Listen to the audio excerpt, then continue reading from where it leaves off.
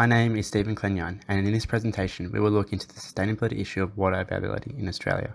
We will then analyse to see whether this information obtained can allow for decision making by stakeholders. It is also important to note news articles from ABC News will be the primary media source of analysis. Water is one of the most essential resources for human life. Without adequate access and availability to fresh water and appropriate sanitation can result in significant repercussions. Water is used for virtually everything. To gauge a brief overview on a global scale, we will refer to BBC News. So global level water demand is projected to increase by 55% between 2000 and 2050, 70% to be driven by agriculture, and food production to grow by 69% by 2035. Due to our survival of the millennium drought, Australia is in fact referred to as the gold standard when it comes to water management. This could be questionable.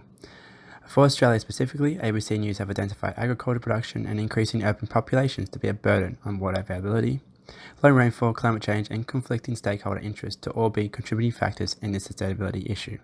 Why is water availability in Australia so important? Well, three core areas are raised by ABC News, being firstly, wider environmental factors, such as Australia's ecological water life being threatened.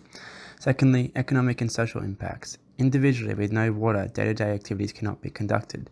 Businesses will fail and shut down, resulting in pressure to relocate.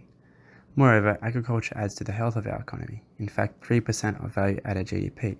Water scarcity also threatens this. Thirdly, not only a sustainable development goal, but we have legal factors, with the United Nations stating water to be a human right. Australia must oblige and work towards meeting this right by ensuring water availability. The key stakeholders include all levels of government, corporations of all sizes, department heads and bureaucrats, public and private services, employees, individuals and students, and other activists and lobby groups. Now we will address current information of ABC and decisions of stakeholders, of which we can see here. Article 1 is about an individual stakeholder, specifically a university student who began a cross-country protest from Melbourne to Canberra in April to create noise toward all levels of government, about a range of issues including his fear of water availability. He said that he hopes the protest to form as a wider wave of protests. This supports how the information from this article could enable and encourage other individual stakeholders, businesses or communities to take action and make more informed decisions regarding water availability. Article 2 is about a New South Wales regional town where families who begin state as a stakeholder are faced with the possibility to geographically relocate where water is available. The New South Wales government provided a grant for the local state to construct a new water pipeline, but the article information illustrates how the state government needed to be more proactive in future decision making. Article 3 is about Northern Territory Water, a private large company who are beginning the construction of an off-stream water storage facility in the Northern Territory. This private company approached the federal government for funding and successfully was delivered. The article can highlight to other stakeholders how through stakeholder cooperation can enable successful execution of decisions. Article 4 is about primary school teachers at a regional New South Wales school educating children about the Murray-Darling Basin and how the school students took action through social media. Article 5 is about small businesses such as a child care facility in northern rural New South Wales having to educate children on water conservation practices, such as if it's yellow, let it mellow. Information in both articles could be used by other fellow primary school or childcare business stakeholders to enable similar decision-making behaviours. Article 6 is about a New South Wales state government initiative to undertake mass searches for underground water in regional communities.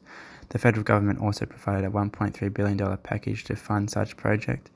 This article information can inform readers again that by stakeholders working together, intervention and implementation of new initiatives is possible. Article 7 is about Water Corp, Western Australia's main water supplier, where this large corporation made the decision to spend $32 million to relocate water to priority low supply areas. This information may enable other main government organisations or main water suppliers such as Sydney Water to enact similar practices. Article 8 talks about water restrictions, one of the most important aspects so far.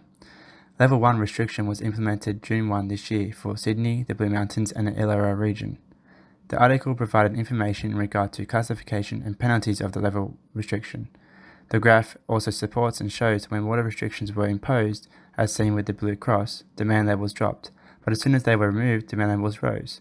The article forces stakeholders to question and also see the effectiveness of water restrictions. It also enables all stakeholders, particularly businesses and individuals, to make more water conservative decisions. This slide, we look again at water restrictions, basically stating how there to be no formal classification restriction system in place in New South Wales. For stakeholder conflict, this was seen between irrigators from Queensland Council and the state Queensland Government itself, who released more water from the Beardmore Dam than recommended in the plan. So the council were discontent with this and saw it as totally unacceptable. There are other examples, including internal stakeholder conflict within the community, differing with priorities on water use on roads.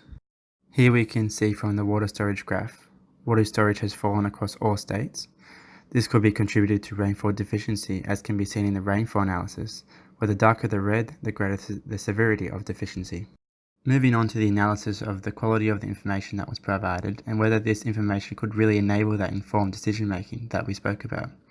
So firstly, in many articles, we had video recordings that complemented the text, graphs, and other data in the articles. The articles had key quotes that were highlighted and enlarged in text size to help emphasize the main points of concern. These quotes stood to provide different perspectives, as well as a final statement or request towards the end of the article. Next, there were plenty of strong emotive images and photographs to capture the seriousness of the sustainability issue at hand. There were use of clear and compelling headings and subheadings, as well as key points in a bulleted list format in all articles. There were also at times a reference to helpful relevant links to topics of conversation, such as the Murray-Darling Basin Plan, so if stakeholders weren't familiar with this particular topic, they could easily refer to this link. The text across all articles were clear, simple and concise that would allow all stakeholders to understand the concerns presented. Along with this, the use of black text on white assists to maintain this professionalism of the media source. Lastly, access, format and layout. In terms of access, ABC News provided a range of articles on water availability, particularly in comparison to BBC News, who have a restriction on subscription. For format and layout, the visuals such as images or videos always presented after the article headline. From here, key points of the article were present, complemented with regular subheadings, infographics and enlarged quotes throughout the article. Based off this, I believe ABC News articles provide quality information. However, to enable a greater and more effective set of informed decisions by stakeholders, two core recommendations are more statistical and graphical data, so infographics from respected sources such as the ABS or even the UN to break up textual information. And secondly, also balancing the material. Plenty of articles speak about the issue at hand of water availability, however more solutions need to be investigated, such as through sourcing to stakeholders within major cities about water availability, not just regional areas. Thank you.